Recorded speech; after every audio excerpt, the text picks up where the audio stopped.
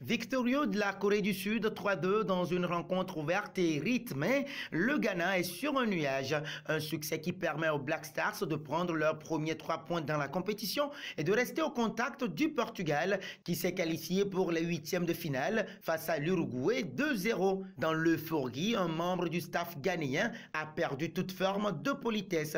Téléphone en main, il dégaine sa caméra pour prendre un selfie avec Heung-min Son alors que la star sud-coréenne est en larmes, une image qui a largement fait le tour des réseaux sociaux tant le manque de sensibilité de ce Ghanéen est incompréhensible au moment où Son et son équipe sont quasiment éliminés. À l'image de cette séquence, c'était un lundi fou au Qatar. Après la farandole de buts entre Serbes et Camerounais, Sud-Coréens et Ghanéens nous ont également régalés dans un duel entre deux équipes qui ne cherchaient que la victoire pour encore rêver de huitièmes de finale. Ce sont finalement les Black Stars qui ont remporté le combat mental 3-2, notamment au bout d'une dernière demi-heure absolument irrespirable. Dans l'une des oppositions, on ne va pas se mentir, les moins sexy de cette phase de poule sur le papier, les Sud-Coréens ont d'abord asphyxié leurs adversaires pendant 20 minutes. Les vagues et les corners se sont succédés sans pour autant faire mal. Et ça, les Coréens allaient le payer cher. Idéalement placé dans la surface après un coup franc,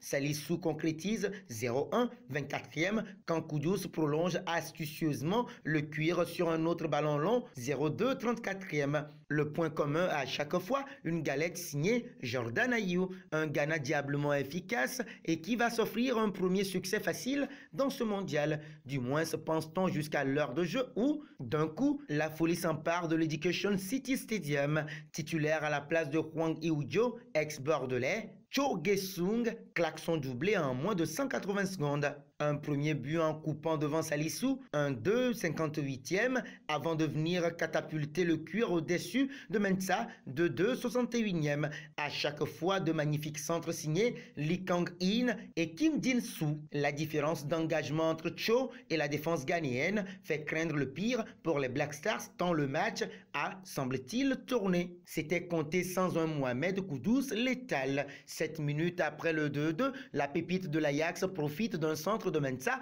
et d'une reprise ratée d'Iñaki Williams pour remettre les siens sur la voie du succès de 3,68e. Premier doublé en Coupe du Monde pour celui qui, on lui souhaite, a le profil pour être l'un des porte-flambeaux de l'Afrique à l'avenir. À 3-2, le dernier quart d'heure est un véritable siège du but ghanéen. Avec l'envie d'y croire, la valeureuse Corée du Sud aurait mérité le 3-3. Mais Ziggy, dans son style, reste vigilant sur sa ligne quand Salisu sauve la patrie, 76e. C'est finalement Heung-min Son, la star de Tottenham, qui aura le plus déçu, n'étant pas capable de se transformer en héros. Avec un point en 2 rencontres et le Portugal de Cristiano Ronaldo au menu de la dernière rencontre, les huitièmes de finale risquent d'être difficiles à atteindre pour la Corée du Sud. Côté ghanéen, une 3e qualification pour la phase finale est plus que jamais d'actualité. Rendez-vous vendredi avec l'Uruguay. En jeu, la qualif donc et une vengeance de 2010. Motivation toute trouvée.